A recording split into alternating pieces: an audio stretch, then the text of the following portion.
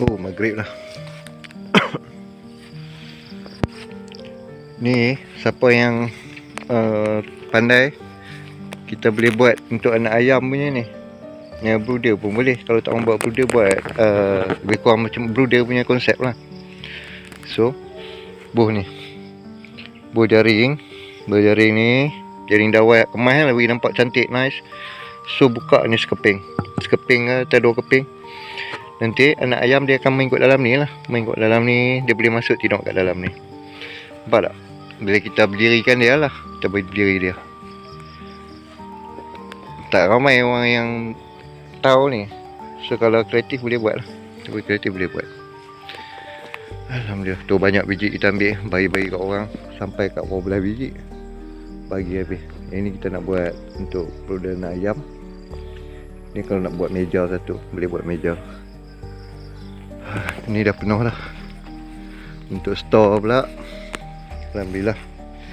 Ni korek lama lah. Kita nak ambil anak darian bubuh ni. Nantilah. Store kayu kecil pula dah kita ambil tadi. Kena pergi tebang lain. Tu. Nampak tak?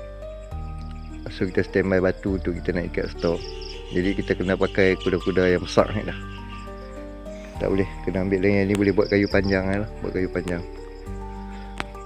Sebab kayu ni susah je nak ambil. Dia akan balut dengan akar ni. Kalau nak ambil dia mesti kena potong duduk atas pokok. Check balik ayam. So anak ayam dah tidur kat dalam tu. Biar kat dia dulu. Jadi dia rehat dalam tu. Ada 50 lebih. Dah check lah tu duduk main. Oh, lega. Mari taruh ni tak apa dah. Kan? Pelan-pelan. InsyaAllah. Dah maghrib lah. Jom balik. Maghrib. Banyak kerja lagi. Ni semua ni nak kena buat. Tunggu kat sana banyak lagi. Pelan-pelan. Alhamdulillah.